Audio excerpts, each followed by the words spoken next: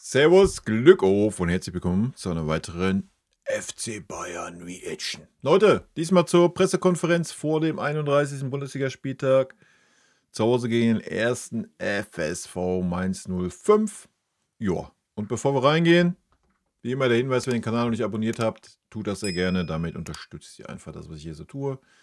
Und ist natürlich völlig kostenlos auf YouTube. Und damit gehen wir rein in den Bums. Heimspielgegner in dieser Saison morgen Nachmittag in der sicherlich stimmungsvollen Arena. Herzlich willkommen zur Medienrunde mit Wasser Kompanie und Max Eberl. Stimmungsvolle Arena. Eure Fragen. Bitte schön, wer möchte beginnen? Reihe 1, Carrie Howe für Sky. Carrie. Ja, hallo zusammen. Ich würde erstmal eine Personalfrage stellen. Wie sieht es denn aus mit Blick auf morgen? Sind soweit alle, die jetzt nicht zuletzt verletzt werden, dabei? Und was ist mit Thomas Müller, der nicht trainiert hat mit der Mannschaft? Ja, Thomas war ein bisschen krank. Aber wie ich ihn jetzt gesehen habe und was ich hoffe, ist, dass er heute wieder im Training einsteigt und dass er dann ganz normal dabei ist. Morgen natürlich hat er die ersten 3 Tage nicht, war er nicht dabei, aber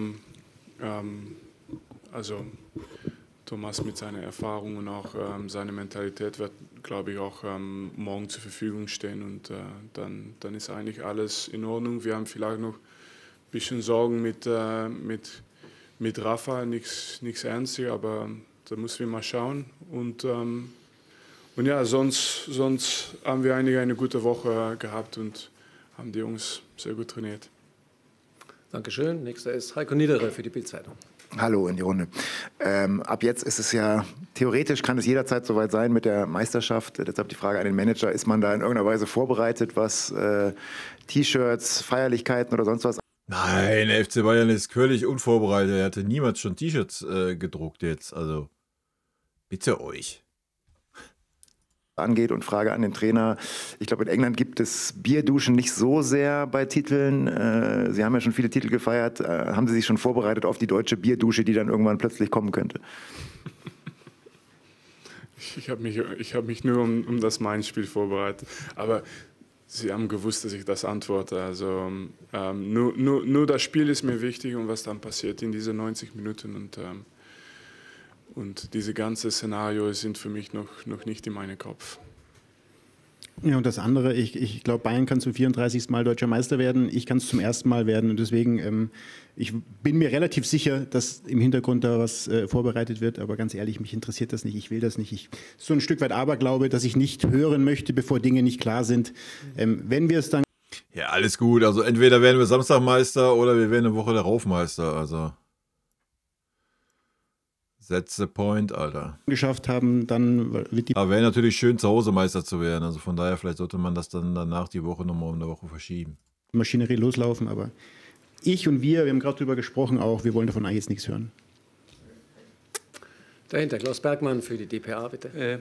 Herr Kompanie A, was erwarten Sie für ein Spiel gegen Mainz, die eigentlich in dieser Saison eine positive Überraschung sind? Jetzt zuletzt, glauben Sie, dass Sie eher zu denken begonnen haben, was sie alles erreichen können? Oder Die haben das letzte Spiel wieder gewonnen, oder nicht? sehen Sie sie einfach in so einem Wellental? Und die andere Frage, Sie haben jetzt zwar gesagt, Sie sagen noch nicht so zur Meisterschaft, aber Sie haben als Spieler Titel gewonnen, mehrfach. Würde es Ihnen was anderes bedeuten, als Trainer einen Titel zu gewinnen, weil man für viel mehr verantwortlich ist? Das ist unglaublich. Es ist das zweite Mal diese Woche, dass man sagt, dass es das erste Mal ist. Ich habe die Titel schon gewonnen als Aufsteiger. Ja, aber Titel gewonnen. Wir waren Erster von unserer Tabelle. Das heißt, wir haben die Titel gewonnen. Und, aber okay. Sonst. Naja, also. Ja, na klar, kann man sich als Titel reinschreiben, aber ich glaube, in einer der europäischen Top-Ligen Meister zu werden, ist nochmal ein anderes Standing, als in die Premier League aufzusteigen. Also. Jetzt habe ich eine Parade gemacht in Bönne umsonst. Das ist auch ein Titel. Was wichtig ist für mich ist ja, ich glaube als Trainer und das Gefühl in meine Titel als Spieler und meine Titel als Trainer, weil ist einfach das, als Trainer hast du richtig das Gefühl, es sind die Spiele, die gewonnen haben. Und ich würde deswegen auch nie sagen, meine Titel. Jeder Trainer, der sagt, meine Titel, eigentlich lügt ein bisschen. Es geht um die Spieler und die Arbeit, die machen. Und natürlich wir als Verein, als Leute in die Verein, müssen die natürlich helfen und sehen, dass die sich wohlfühlen, dass die immer eine Idee haben, wenn die auf den Platz kommen. Aber letztendlich, Talent entscheidet sehr, sehr viel. Und deswegen musst du auch immer wieder geschmeidig oder humble sein mit diesen Titeln. Das sind die Spieler. Und ich will nur, dass die Möglichkeit bekommen, einfach das Beste zu zeigen, was die zeigen können. Und am Ende dieser Saison hoffe ich, dass wir das schaffen natürlich. Aber es würde für mich nicht so sein, dass ich morgen anders auf die Straße laufe. Also es ist für mich nur wichtig für die Spieler, dass die das erreichen. Und dann möchte ich gerne, dass sie das wieder erreichen und wieder und wieder und immer. Und dann geht es natürlich ganz schnell wieder über das Spiel morgen, weil ohne gut zu sein in unsere Spiele, und das ist dann auch meine Aufgabe, dafür zu sorgen, dass die Spieler sofort wissen, was man braucht, um Ja, das ist vielleicht so der Unterschied, ne? Wenn man ein großer Spieler war, der viele Titel gewonnen hat, gegenüber einem Trainer, der halt nicht diese Art Spieler war. Also ich glaube, so ein Nagelsmann, weiß ich nicht, ob er das genauso sehen würde. So, ja, ich habe mit dem Titel nichts zu tun, ich unterstütze nur so die Mannschaft. So. Schwierig ist die Frage, ob er das dann wirklich so sieht am Ende des Tages, wenn er gerade da so auf seinen Burnley-Titel bestanden hat. Ist aber auch wurscht, es kommt immer darauf an, was man nach außen kommuniziert und nach innen tut. Und gute Worte, richtige Worte. Ich gehe nicht ganz mit. Ich denke, kommt aber auch immer ein bisschen auf den Trainertyp an. Ich glaube, es gibt Trainer, die Titel gewinnen. Ja. Und dann nicht, klar, die Spieler auf dem Feld müssen das umsetzen. Natürlich, ich verstehe den Take, 100%. Aber es gibt Trainer, die taktisch Titel gewinnen. Ja, das muss man mal ganz klar sagen.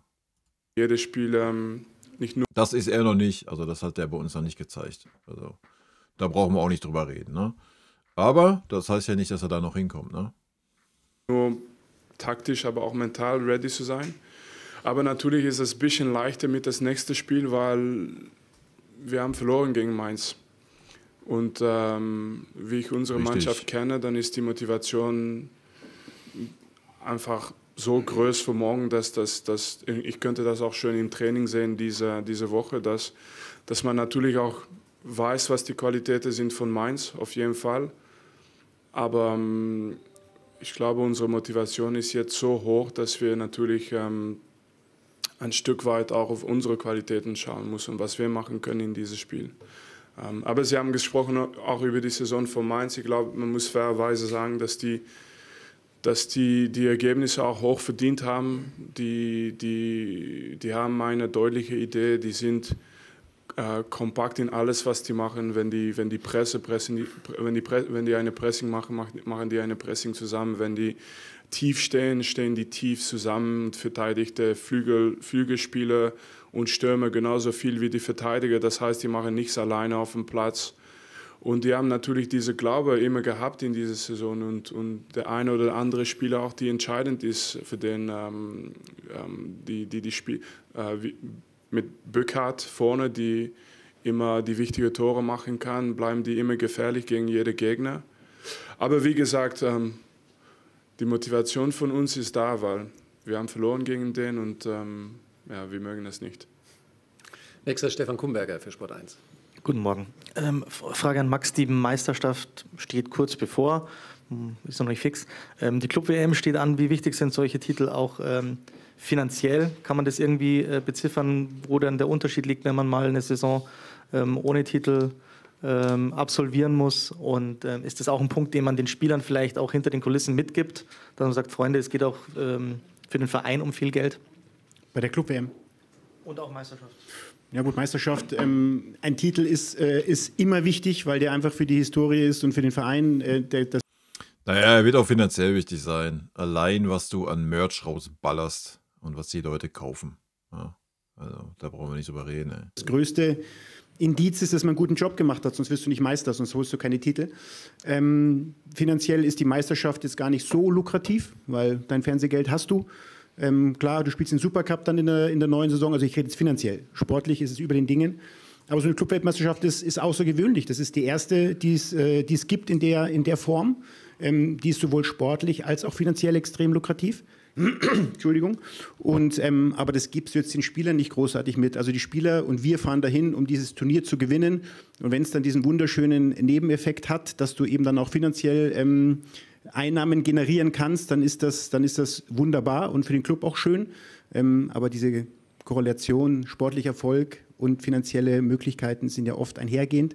Wie gesagt, Meisterschaften, hast du dein Fernsehgeld, Club-WM, eine große Möglichkeit. Ja, wir brauchen natürlich nicht darüber reden, dass du bei der Club-WM, was weiß ich, schon 30, 40 Mille safe hast, wenn du nur antrittst. Kannst du jetzt natürlich nicht vergleichen mit Merchandise, den du verkaufst, wenn du deutscher Meister wirst. Also da brauchen wir jetzt auch nicht drüber reden. Aber schon gar nicht, wenn du siehst, was wir für Geld da zahlen. Also wenn du Musiala 25 Millionen zahlst, das wirst du durch eine Meisterschaft, durch Merchandise wahrscheinlich nicht kreieren. Also da wirst du dann halt auch die Einnahmen aus so einer Club-WM brauchen. Ne? Einen Titel zu holen, den ersten in der Form und eben auch finanzielle Möglichkeiten dir zu erspielen. Nächstes Mario Krischl für den Kicker. Frage an den Coach, guten Morgen zusammen. Du hast ja die Niederlage in Mainz angesprochen. Es gab ja nur 2 in dieser Bundesliga-Saison. Was war denn das Learning aus diesem Spiel für euch?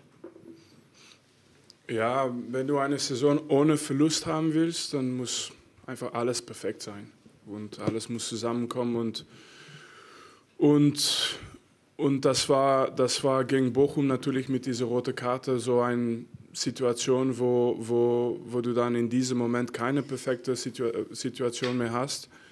Und natürlich gegen Mainz in diesem Spiel war es einfach so, dass alles so gelaufen ist, wie das laufen musste für Mainz. Und für uns war das einfach kein gutes Spiel. Und das muss man auch ehrlich sagen.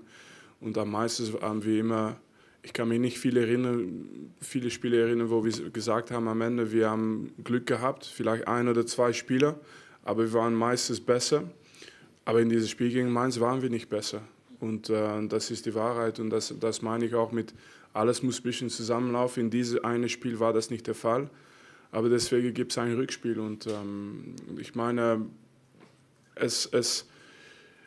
diese Saison ist vielleicht am Ende in 3 Wochen, aber letztendlich die Fortschritte, die wir machen können und wie wir besser werden, das ist nicht am Ende, das fängt jetzt bald wieder an. Und deswegen kann man auch...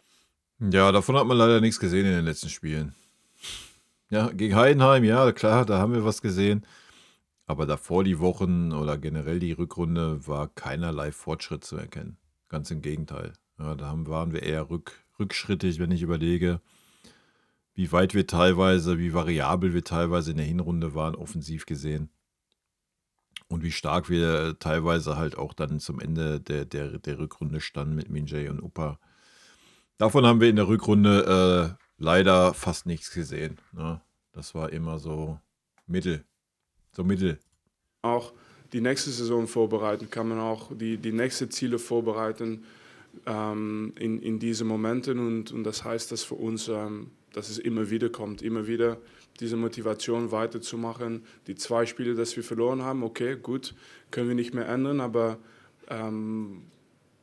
keiner sagt, dass wir in Zukunft noch verlieren müssen. Und das versuchen wir jede Woche so reinzubekommen, dass wir besser werden. Let's go. Online an der Reihe, bitte. Ja. Hallo, Frage an Herrn Eberl. Fernando Caro hat in diesem... Nur nach Wirtz. Ich frage mich gerade, wo bleibt die Frage nach Leroy Sané und der Vertragsverlängerung? Dieser Woche über das Thema Florian Wirtz gesprochen, hat da die Äußerungen aus München und auch das Werben um ihn so als Show bezeichnet und auch gesagt, dass ich das nicht gehören würde. Wie ist das in München beim FC Bayern angekommen, auch bei Ihnen persönlich? Ja, da gehe ich mit. Also ich finde das auch ein bisschen albern. Die Kritik kann ich voll nachvollziehen. Ja, da kann ich jeden Leverkusener die Hand reichen. Ich finde das auch albern, das öffentlich zu machen. Also, ja. Aber da ist Uli Hoeneß wieder Vorprescher Nummer 1 und ja, das ist eine Farce. Ja, du kannst dich ja gerne mit dem Florian Wirtz beschäftigen. Du kannst natürlich auch sagen, Keine Ahnung, es ist mein größter Traum, dass er mal in München spielt, aber dass sich dann Hunz und Kunz dazu noch äußert von den Verantwortlichen und so weiter, das geht mir auch zu weit. Also nochmal, du kannst dich ja mit dem Spieler beschäftigen, man kann sagen, dass es ein guter Spieler ist, aber dann ist auch Punkt. Ja? Also kann ich voll verstehen, dass man da von Leverkusener Seite das so äußert. Ich weiß auch nicht, ob man das nötig hat als FC Bayern. Also, I don't know. Früher hat man das gemacht, um Unruhe in den gegnerischen Verein zu bringen. Ich denke mal, das ist gerade nicht nötig. Ich sehe den Hintergedanken da jetzt auch nicht. Ja. Persönlich, und was sagen Sie dazu? Ich habe nichts gesagt, glaube ich, über Florian oder über das Werben. Wir haben natürlich die Äußerung getätigt als Club in Form von Uli und Kalle, dass sie beide den Spieler sehr, sehr gut finden und einen tollen Spieler finden. Da sind wir wieder bei dem Punkt, worüber wir gesprochen hatten, ne? Am Montag im Stream. Max Eber sitzt da wieder und muss das ausbaden, was die Herren aus dem Aufsichtsrat von sich geben. Ja? Also das ist leider, ich kann es nur wiederholen, eine Katastrophe. Ja. Aber wenn Sie mich fragen, mich persönlich, also ich glaube, ich habe immer den Ball extrem flach gehalten und das ist auch weiter so. Also wir sind jetzt noch in der Saison, wir kämpfen mit Leverkusen noch um die Meisterschaft und wenn er sagt, es gehört sich nicht, dann ist ja das so ein bisschen, was Bayern in der Vergangenheit mal vorgeworfen wurde. Im entscheidenden Meisterkampf wurden dann irgendwelche Störfeuer gelegt. Ja, habe ich ja gerade auch das gesagt. tun wir gar nicht, sondern wir wollen jetzt den sportlichen Erfolg haben und dann werden wir in Zukunft unsere Kaderplanung machen. Und natürlich hat Fernando das Recht, das zu sagen, wenn ihn das stört. Ich glaube, wir leben in der freien Welt, da kann man auch das äußern, aber mich persönlich hat es jetzt wirklich nicht tangiert, weil ich, glaube ich, in der Causa sehr zurückhaltend war. Dann ist Florian Schiemack für Munich Online an der Reihe. Frage an beide. Der FC Bayern, die Männer können Meister werden jetzt am Wochenende, aber auch die Frauen. Was bedeutet das für den Verein? Und gibt es, auch wenn jetzt nichts geplant ist, vielleicht am Sonntag dann doch eine kleine Campusparty? Ich muss fairerweise sagen, als ich anfing, war nach den ersten 3 Monaten eine meiner ersten Amtshandlungen, die ich mit begleiten durfte. Das war, dass eben unsere Frauenmannschaft vom Herrn Söder geehrt wurden für die Meisterschaft letztes Jahr. Und Herr Söder hat in seiner Rede, glaube ich, 4-mal gesagt, es wäre auch schön, wenn beide hier stünden. Also der Auftrag war damals schon sehr klar gegeben. Die Frauen können es jetzt schaffen am Wochenende. Fantastisch, haben dann am Donnerstag die Chance, im Pokalfinale sogar das Double zu holen, zum ersten Mal in der Geschichte vom FC Bayern Frauen, wo wir natürlich immer wieder die Daumen drücken, immer auch wieder in Kontakt sind mit der Jay, also mit der Bianca Rech und uns immer gegenseitig die Glückwünsche zuschieben durften. Das war in der Saison Gott sei Dank häufig der Fall. Ja, und wenn wir dann beide was zu feiern hätten, also sowohl die Männer als auch die Frauen, dann wäre das großartig. Und ob es dann spontane Campusparty gibt, ich glaube, die Frauen sind auch irgendwie vorbereitet im Hintergrund, wenn das möglich ist. Und scheint ja bei Ihnen möglich zu sein am Sonntag. Ja, also für mich, so meine Erfahrung ist natürlich in Man City. In Manchester City hat die Frauenmannschaft immer eine sehr große Rolle gespielt. Und ich erkenne das jetzt wieder und dass die jetzt erfolgreich werden. Also ich glaube, es gibt keine Fußballfan im Welt, die sich das nicht... there's not a football fan in the world that wouldn't expect Bayern Munich to be successful in everything it does, whether it's with the men's team, with the women's teams, with the youth teams, with, I think anybody that's representing the club has always this pressure to be successful. But at the same time, it's, I do hope that in these moments, hopefully they will be champion, and hopefully we will be champion as well, but we still have a big job to do. But I do hope that in these moments it just helps to show as well that behind it all, it's because it's also a family club. It's also a club where people behind the scenes work together to achieve this success, and it's not just, the Hollywood side of it, but a lot of people who work hard and who are trying to succeed despite the pressure. So yeah, I would love for them to be successful, and then I hope that we can do the job as well. Nächster ist Nikolaus Linner für die Bild-Zeitung. Servus zusammen. Frage an Herrn Eberl. Kollegen haben schon angesprochen, mit der Meisterschaft kann es eigentlich jeden Moment soweit sein. Wie sieht es denn bei den verbleibenden Verlängerungen aus, konkret bei Leroy Sané und Dayot Upamecano? Auf die Bild-Zeitung ist der Verlass. Die Ich muss doch danach bohren. Hätte mich doch jetzt auch gewundert, als wenn die Bild-Zeitung da nicht reingehen würde in den Bums. Ist das da auch eine Frage von Tagen? Kann das so schnell passieren oder müssen sich die Fans da noch ein bisschen länger gedulden? Wie ist da der Stand? Ja, Geduld ist, habe ich ja schon mal gesagt, nicht eine meiner Qualitäten. Aber es wird dann verkündet, wenn wir es verkünden können. Wir sprechen immer wieder. Ich glaube nicht, dass es jetzt eine Sache von Tagen ist, aber wir haben ein Bestreben, das wollen wir erreichen, auf dem Platz und neben dem Platz. Und wenn es dann soweit ist, dann geben wir Bescheid. Ich glaube, wir haben noch 4 Wortmeldungen, richtig? Klaus Berg. Naja, was ich zuletzt gelesen habe, ist, dass es so gut wie safe ist und Leroy Sané 10 Millionen plus 5 Millionen Bonus kriegen kann. Aber da machen wir ein Video zu, wenn es soweit ist. Aus meiner Sicht eine Farce, aber gut, die mich hier länger verfolgen, wissen das. Sag mal nochmal bitte. Ja. Eine Frage an Herrn Eberl. Eberl, Sie haben für Bayern, glaube ich, ein Bundesligaspiel gemacht. Immerhin. Immerhin. Thomas Müller macht vielleicht sein 500. Also sind Sie ja prädestiniert dafür. Da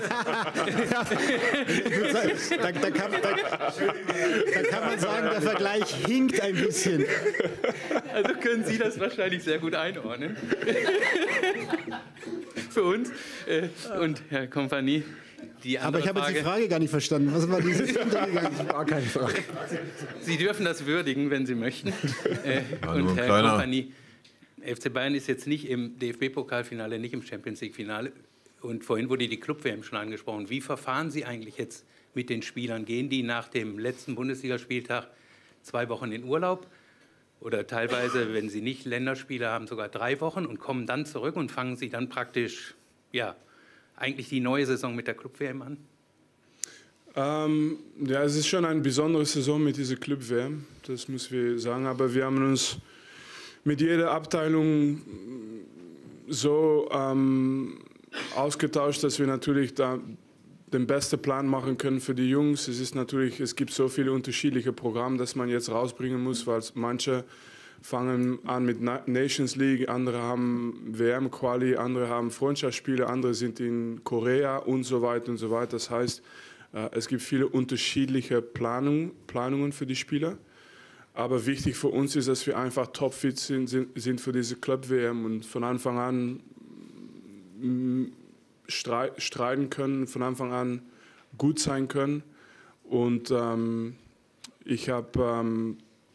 Max hat geredet über sein Talent für Geduld. Ich habe nicht das Talent, unmotiviert zu sein. Ich habe Ihnen das schon erklärt. Also ich bin mir sicher, wenn das erste Spiel kommt vom Club WM, ist das dann auch das wichtigste Spiel für mich.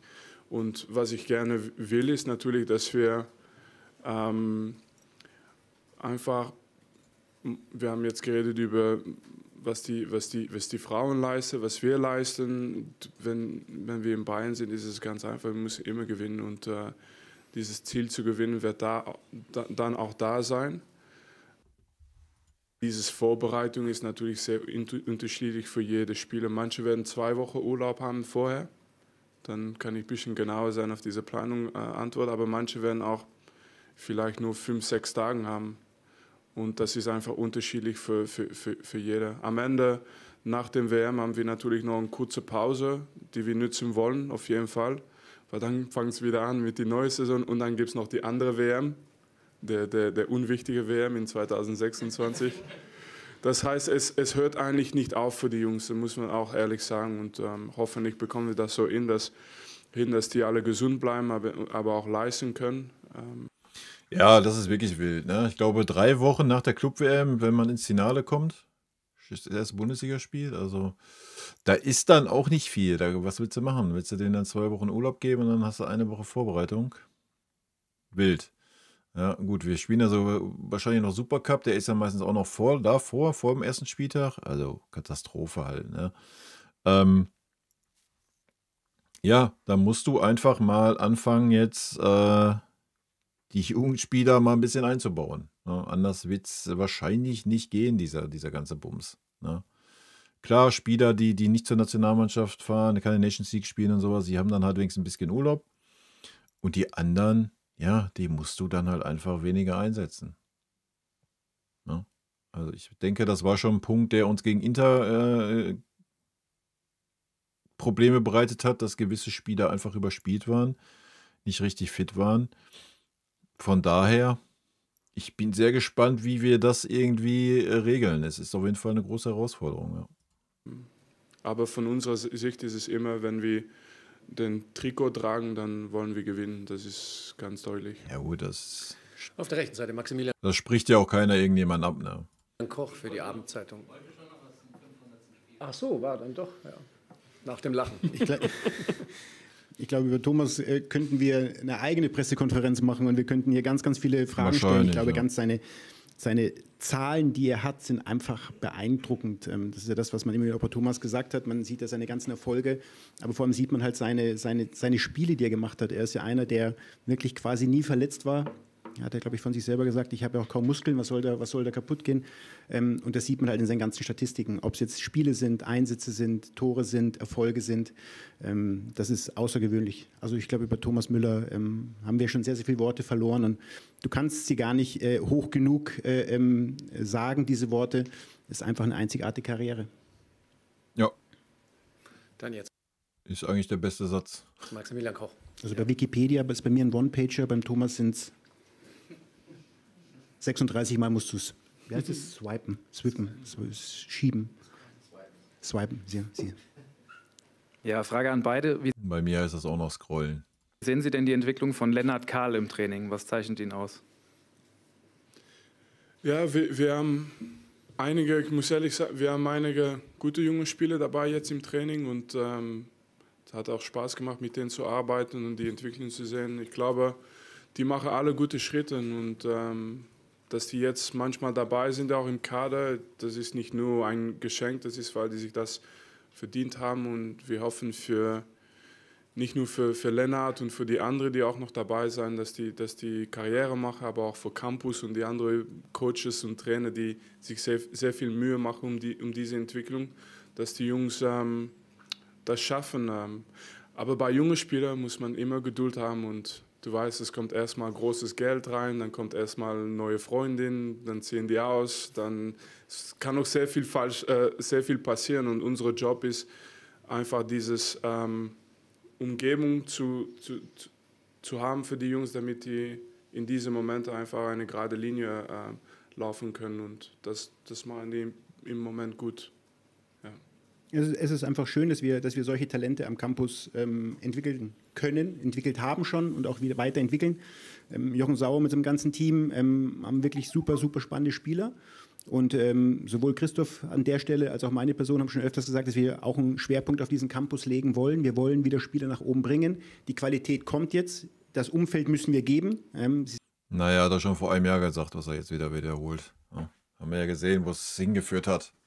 Aber wie gesagt, ich habe es ja im Stream auch gesagt, vielleicht, also ich würde das diese Saison alles mal unter dieser Überschrift Finale da Home abtun, dass man da nicht so die Eier hatte zu sagen, komm, ich riskiere das und binde ein paar Junge ein.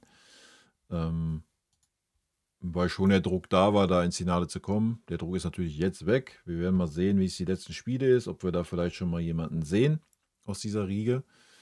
Und dann bin ich gespannt, wie es nächstes Jahr ist. Also ich erwarte nächstes Jahr auf jeden Fall, dass da 3, 4 junge Spieler in dem Kader bleiben und hinten dran sind. Ja, erst recht bei dieser ganzen Belastung, die da ist. Da musst du dann halt einfach auch mal die Eier haben und mal den gestandenen Spielern dann mal eine Pause gönnen. Ja, klar kannst du nicht alle gleichzeitig rausnehmen, das ist ja auch logisch. Aber so eine Mannschaft muss schon in der Lage sein, mal 2, 3 junge Talente, die dann da reinrücken gegen irgendwelche Bundesligamannschaften, dann das Spiel zu gewinnen. Ja, also ansonsten brauchen wir nicht davon reden, dass ein Jugendspieler Qualität hat. Also das muss schon möglich sein und das erwarte ich für die kommende Saison. Ja. Sie sind jetzt mit dabei. Lennart, für mich ein sehr, sehr großes Talent, unglaublich spannender Spieler, der wirklich großes Potenzial hat. Und natürlich werden auch diese Spieler dann über die Club-WM weiter bei uns dabei sein. Wer genau, das werden wir dann noch festlegen. Aber Lennart ist einer der Spieler, der dabei sein wird wahrscheinlich. Und darüber hinaus aus den nächsten Schritte zu machen. Also da haben wir schon ein großes Auge drauf und wollen auch im Kader die Möglichkeit schaffen, dass diese Jungs auch Einsätze bekommen können. Da bin ich ja immer verdienen. gespannt. Das ist dann, das eine ist eben die Lobhudelei, das andere ist dann tatsächlich auf dem Platz. Und da, Vinny hat gerade so ein bisschen sein Leben beschrieben, was alles passiert ist. Ja. Und da müssen die Jungs halt schon auch am Platz dann zeigen. Aber das Potenzial ist definitiv groß. Dann zweimal noch bitte, Stefan Kumberger. Naja, sie müssen aber dann auch mal die Chance kriegen, es auf dem Platz zu zeigen. Ja, das hat zum Beispiel so ein Adam Aznu in dieser Saison nicht bekommen. Den hat man dann weggeschickt, genauso wie man viele andere weggeschickt hat. Also man muss den Spielern dann halt auch die Chancen geben, ne, das zeigen zu können. Max, gab es schon Kontaktaufnahme aus der Türkei wegen Und nicht nur in irgendwelchen Freundschaftsspielen. Sascha Bowie?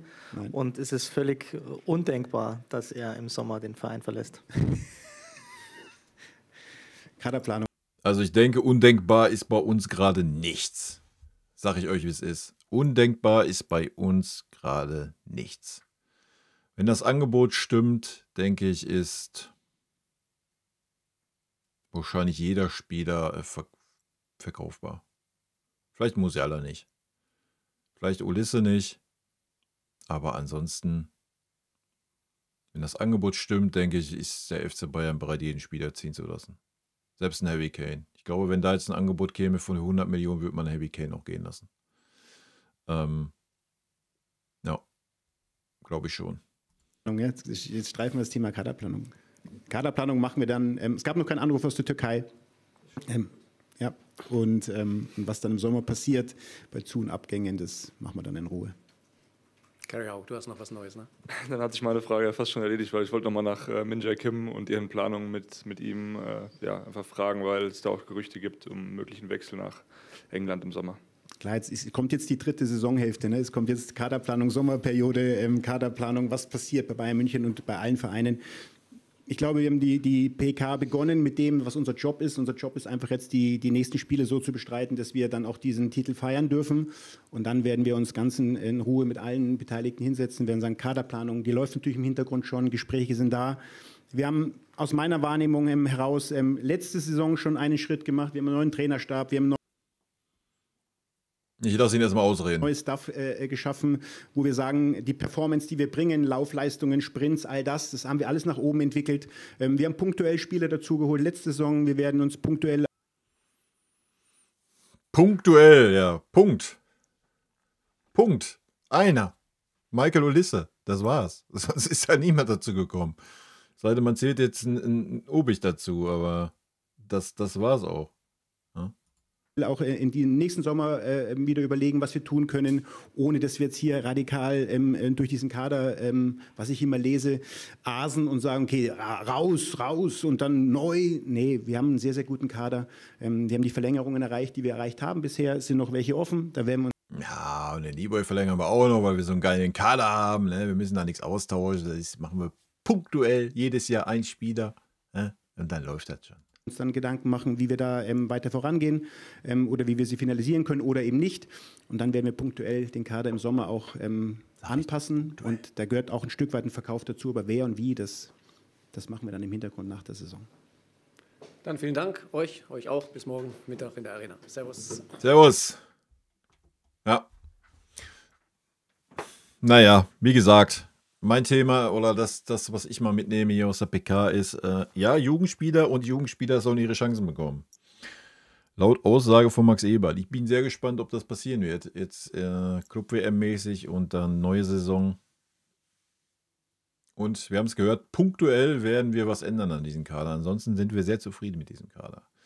Also jeder, der irgendwie den großen Umbruch erwartet, kann sich das sehr wahrscheinlich von der Backe schminken. Es sei denn, es kommen irgendwelche unmoralischen Angebote rein, aber selbst dann müssten die Spieler ja noch sagen, oh ja, ich möchte gerne den FC Bayern verlassen. Und das werden sie nicht tun, weil sie nirgendwo anders so viel Geld verdienen, wie sie es bei uns tun. Und in diesem Sinne, Leute, rot-weiße Grüße gehen raus. Habt ein schönes Wochenende. Bis denne. Vielen lieben Dank für euren Support hier auf dem Kanal. Und in diesem Sinne, gute Freunde kann niemand trennen.